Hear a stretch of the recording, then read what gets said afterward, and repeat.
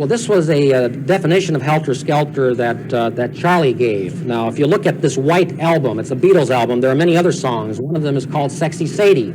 Sadie Glutz, also known as Susan Atkins, whatever you want to call her, she thought that the Beatles named this song after her. There's also a song called Piggies.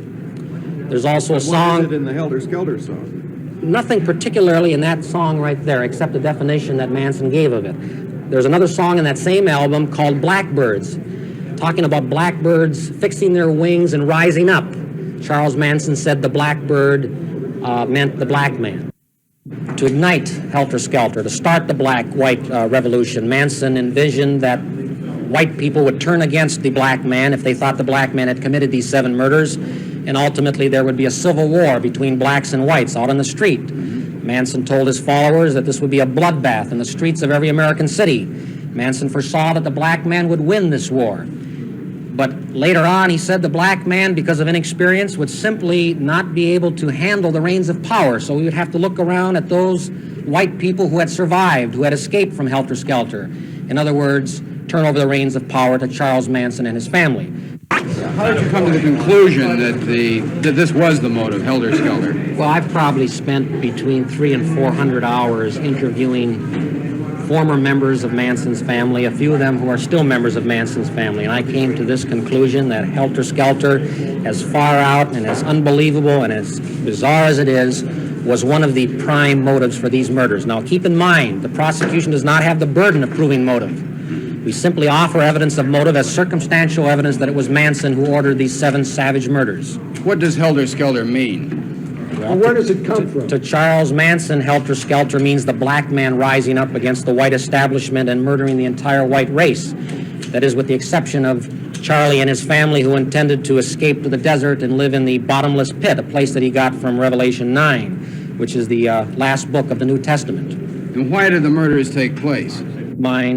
He envisioned that he and his family would be the ultimate beneficiaries of a black-white civil war. Why the La Biancas and the persons in the Tate House? Why were they selected by Manson as victims? Well, you have to realize that if you're going to have a bizarre motive like this, it doesn't really make any difference who the victims are, except the victims by necessity had to be white and preferably in the white establishment. But other than that, there was no particular reason. Do the girls really believe he's Jesus Christ reincarnated? There is evidence that they actually believe that Charles Manson is Jesus Christ. Vince, you refer to him as a megalomaniac.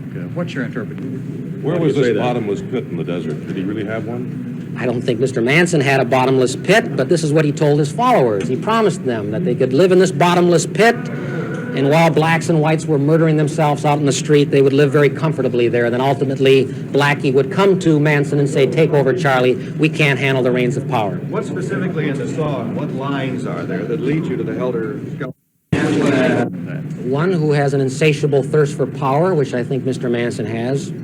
Is there respect and adoration for him returned in kind by Manson to the girls? My opinion on that is an unequivocal... Any contact with black militants to further this? Yes, he had, but I cannot comment on that at this time. Not to further the revolution, no. Would you want the jury to hear this song played in the courtroom? I have a copy of the album, and Mr. Stovitz and I very likely will play the album for the jury, yes. Mr. Bugliosi, early in the game, there was a great deal of confusion as to whether or not the bodies were mutilated or not. And that perhaps even the fetus was removed by Susan Atkins, or not, excuse me, that even the fetus was removed in the murders. Can you comment on that? There was no sexual molestation, and in a medical sense, there was no mutilation. By that I mean no dismemberment. However, when you stab a body 51 times, strike the head of the victim 13 times with the butt of a revolver, shoot the victim once, I think in layman terms, and properly so, this is mutilation. But none of the parts of the victims were severed. The evidence will show that that is correct.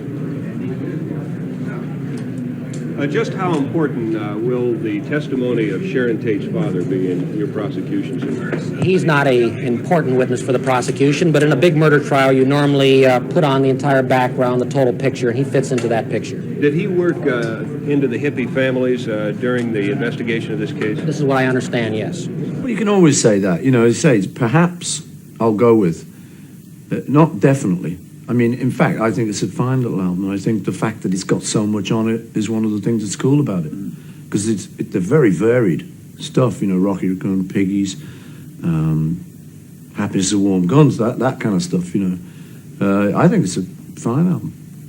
You know, I'm not a great one for that, you know, maybe it was too many of that. Look, what do you mean? It was great, it sold, it's the bloody Beatles' White Album, shut up.